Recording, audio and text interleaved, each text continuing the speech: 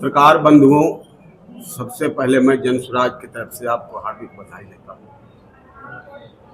चर्चा इस बात की बिहार में है कि बिहार में आज हमारे देश के भारत के प्रधानमंत्री आए हैं,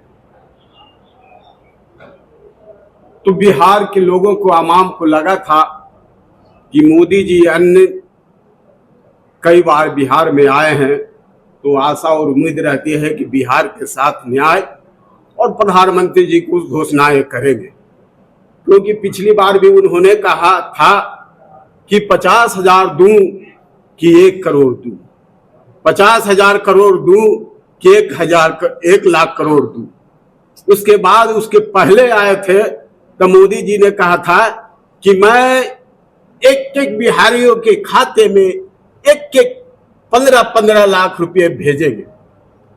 लेकिन इस बार जुमला नहीं फेंके हैं प्रधानमंत्री जी। इसके लिए प्रधानमंत्री जी आपको बधाई है, मोदी जी आपको बधाई है कि इस बार आपने बिहार में जुमला नहीं फेंका है कम से कम।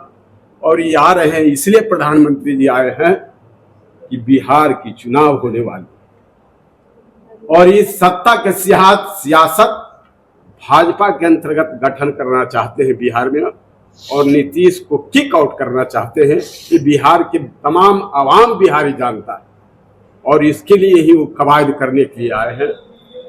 तो चुनावी वर्ष है, हर लोग आएंगे, प्रधानमंत्री जी आए हैं, ये कोई नई बातें नहीं है। लेकिन बिहार के लोग आंदोलनकारी हैं, बिहार के लोग बिहारी समाज पर या देश में जब जब संकट हुआ है, बिहार अपना संघर्ष करके न्याय किया। चाहे वह स्वतंत्रता आंदोलन की बात हो, वह आंदोलन बिहार से ही शुरू हुआ था। चाहे 74 के आंदोलन हो, वह बिहार से ही शुरू हुआ था।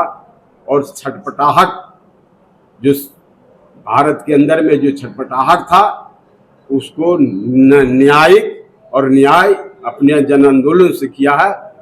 और अभी के दौर में आप जानिएगा, जनसुराज ही एक बदलाव की दिशा है। और जो बिहार के अंदर में जो छटपटाहट है बदलाव की, वो बदलाव मोदी जी नहीं कर सकते हैं, वो प्रशांत किशोर ही बिहार को बदल सकता है। ये तय कर लिया है बिहार के जनता ने।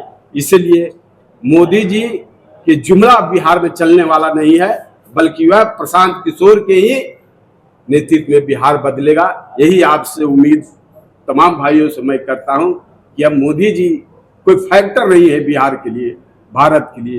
जहां तक मामला है कि पुलवामा के घटना में देखे आप, और पहलगाम की भी हाल ही में घटना हुआ, हमारे साथी ने निंदा किया, मैं भी निंदा करता हूं जो भी ये घटनाएं हुई। लेकिन पुलवामा की घटना का चरित्र भारतीय जनता पार्टी को इस देश जानती है, क्यों हुआ था, किस लिए हुआ था, कौन लोग थे, या किसी को पत्रकार बंधुओं को भी बताने की जरूरत नहीं है, ये लोग भी जानते हैं।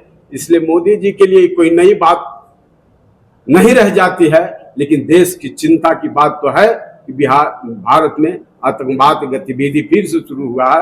यहाँ भी मोदी जी ना भी लड़े तो भारत के जनता की इतनी ताकत है कि लड़के फरिया लेगा उन आतंकवादियों से।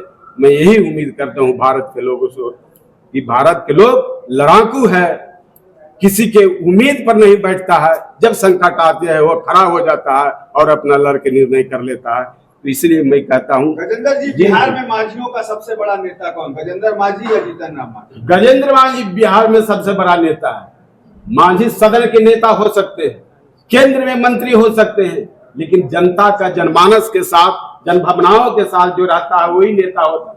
जो जनभावनाओं का नेतृत्व करता है वही नेता कहलाता है। जीतन राम मांझी ने कभी मुसर समुदाय की जनभावनाओं को वह नेतृत्व नहीं किया है, इसलिए वह नेता हो ही नहीं सकता है। सदन में हो सकते हैं, आप कहना चाहते हैं कि मुसर का नेता बनते हैं? मुसर नेता मैं हूं सर, इसमें कोई दो मत नहीं। जब उनकी हत्या होती है, जब उनके घर जलाया जाती है, जब उनके महिलाओं के साथ बलात्कार होता है, तो गजेंद्र मांझी वहां पहुंचता है, ना कि जीतन राम मांझी पहुंचते हैं। तो नेता तो मैं हूं, जीतन राम मांझी मुसर समुदाय के नेता नहीं हो। जब जब चुनाव होते हैं, ऐसा क्या बात है कि जब जब चुनाव कहीं होना होता है तब तक आतंकवादी गतिविधियां बढ़ती है। और देवेंद्र सिंह के बारे में आज तक यह देश ने निर्णय नहीं कर पाया कि वह कौन था, वह क्यों था, कहां पकड़ाया, उसके साथ क्या भारत के कानून ने न्याय किया। उनकी चर्चाएं बंद हो गई इस देश में। नहीं, सवाल मेरा ये है कि वाकई आतंकवादी घटनाएं बंद हुई थी, सवाल से आप हटके नहीं। बंद हुई थी, लेकिन चुनावी के दौर में है फिर शुरू हो चुनाव के दौर में फिर से आतंकवाद की गतिविधियां बढ़ गई है। क्या आपको लग रहा है कि ये सरकार को डैमेज करने की कोशिश है या आम जनता को, ये बताइए।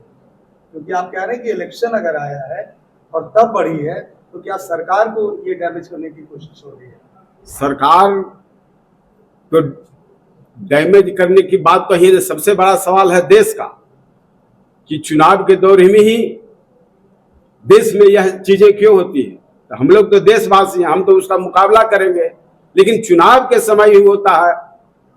यह चुनावी दलों के इस्तेमाल करने के लिए यह जो यूज होता है। आप ये कहना चाह रहे हैं कि सरकार प्रायोजित है, आप ये कहना चाह रहे हैं क्या? सर आपसे भी एक सवाल है, आप ये कहना चाह रहे हैं सरकार के द्वारा प्रायोजित है? विवेक जी को दीजिए, विवेक जी को दीजिए। पुलवामा वाला के जांच हो जानी चाहिए तो देश स्पष्ट हो जाती है। जी पूछिए पूछिए। कौन पूछ रहे थे? पूछिए। सवाल मेरा भी है आपसे। जनसुराग इसका आवाज चला नहीं गया। लड़ रही है क्या? इसका आवाज नहीं। चलिए मेरा सवाल याद आ गया। हाँ। जनसुराग चुनाव नहीं लड़ेगा क्या? उनका लेते बिल्कुल।